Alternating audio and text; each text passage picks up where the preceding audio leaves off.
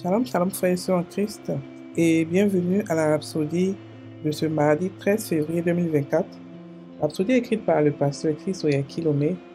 La lecture vous est offerte par les vérités de l'Évangile.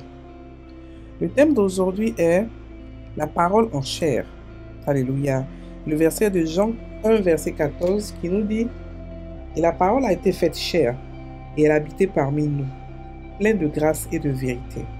Et nous avons contemplé sa gloire, une gloire comme la gloire du Fils unique venu du Père. » Alléluia. Notre verset d'ouverture fait référence à Jésus, la parole incarnée. Ils ont contemplé sa gloire alors qu'il parcourait les rues jusqu'à ce qu'il soit tué. Mais Dieu l'a ressuscité et a montré ouvertement qu'il était vivant avec de nombreuses preuves infaillibles. Maintenant, il demeure en vous. Louez Dieu.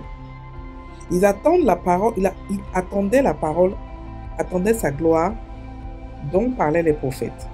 Mais ensuite, la parole est venue, née d'une vierge, et a parcouru cette terre.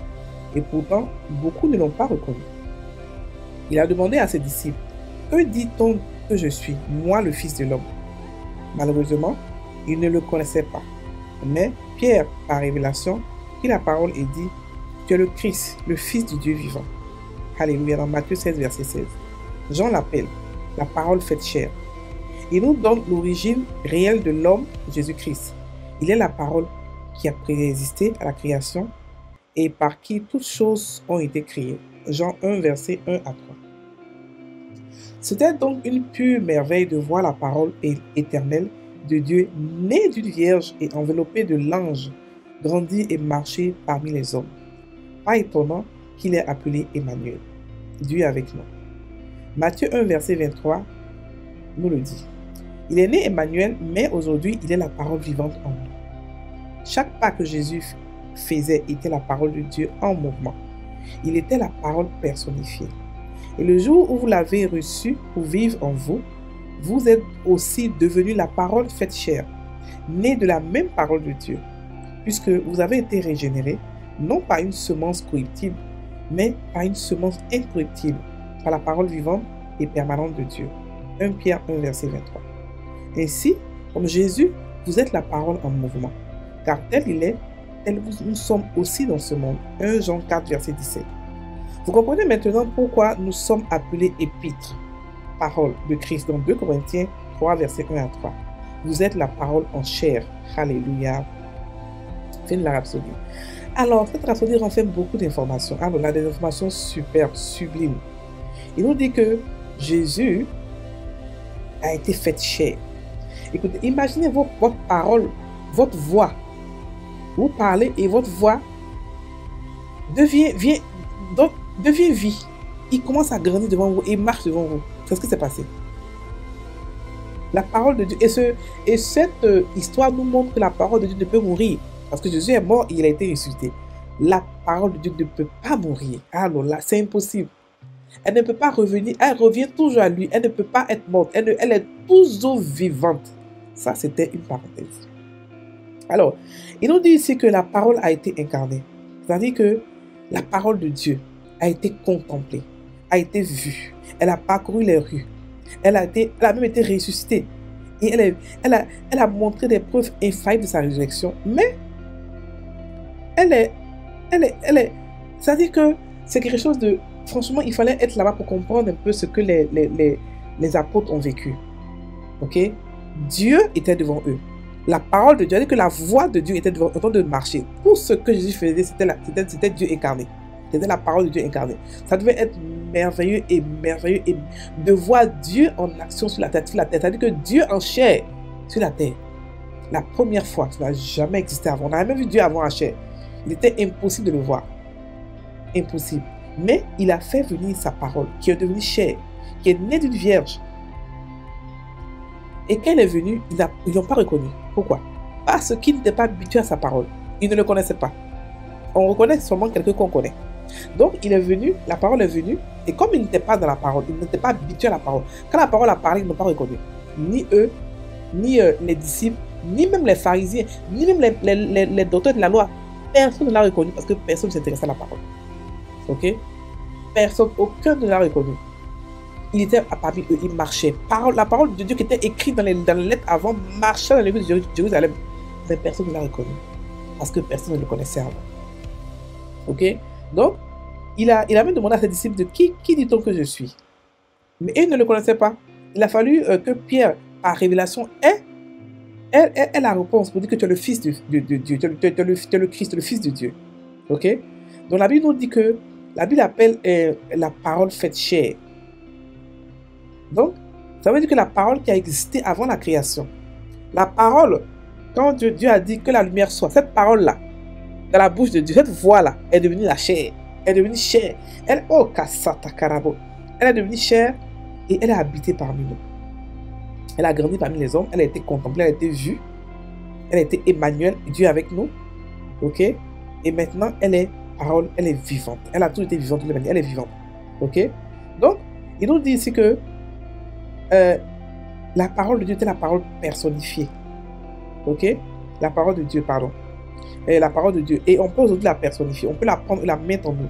Jésus était la parole. Il est la parole. Il est devenu la parole. Mais nous qui sommes restés ici, nous qui sommes en Christ, on est nés de cette parole-là. Donc, on est la parole. Et on peut grandir dans la parole pour être réellement la parole. Pas qu'on ne l'est pas réellement, mais pour réellement agir, parler, penser comme Dieu. Est-ce que vous comprenez comment c'est merveilleux? Que Jésus était conscient de qui il était, de son statut de parole. Il savait que c'était la parole de Dieu qui a grandi. Il savait cela. Donc, il profitait de cela, de sa divinité. Pas pour lui, mais pour les autres. Il faisait profiter les autres de sa divinité. Il guérissait les malades par-ci. Il faisait les miracles par-là. Parce qu'il savait qui il était. Il était la parole. Ok? Donc, nous avons été régénérés de la parole. La parole vivante et permanente de Dieu. C'est ce que nous sommes. C'est pour ça que la Bible nous dit que nous sommes l'épître. Nous sommes appelés l'épître.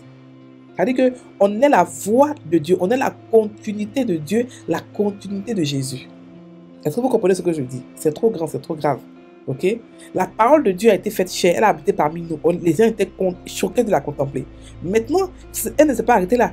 Elle est devenue plusieurs autres paroles. Nous autres, nous chrétiens, tous les chrétiens, on est tous la parole de Dieu. Ça veut dire que on est la puissance de Dieu. On est une de ses puissances. La Bible nous dit que la parole de Dieu est une puissance de Dieu.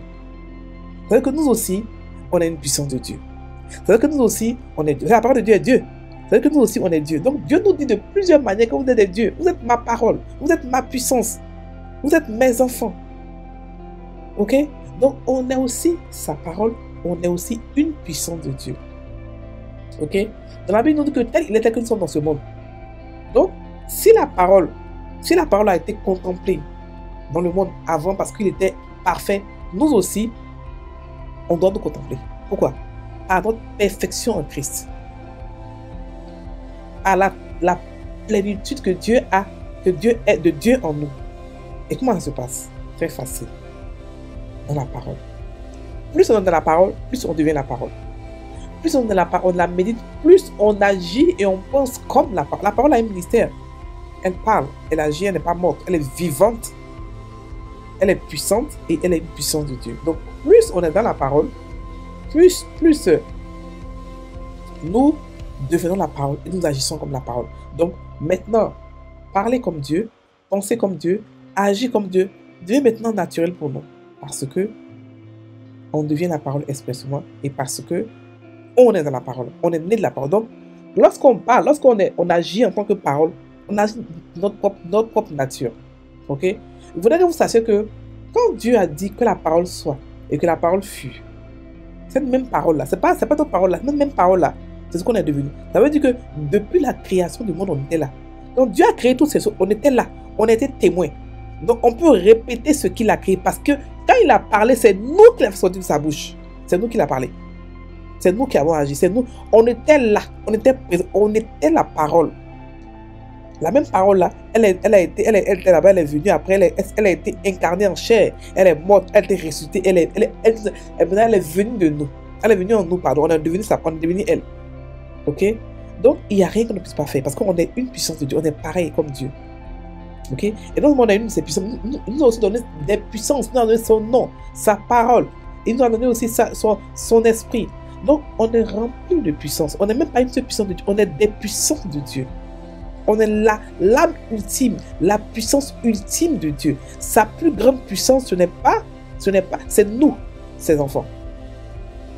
Parce qu'en nous, il a mis toute sa puissance, tout ce qu'il a comme puissance, comme héritage, comme divinité. Tout est en nous. Il nous a aimés, il nous a extrêmement aimés. On a été aimés, il n'a jamais fait ça avant. Et c'était son plan depuis le début. Il nous donnait tout. Parce que il ne peut pas gérer tout cet univers lui seul. Et il n'est pas un Dieu égoïste. Il est un Dieu aimant. Il est un Dieu papa. Il est un père qui est responsable. Ok? Donc on a reçu ce qu'il est.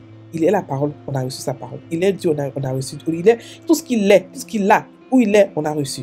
On possède ce qu'il possède, on habite où il habite et on est ce qu'il est. On est la parole de Dieu. Alléluia.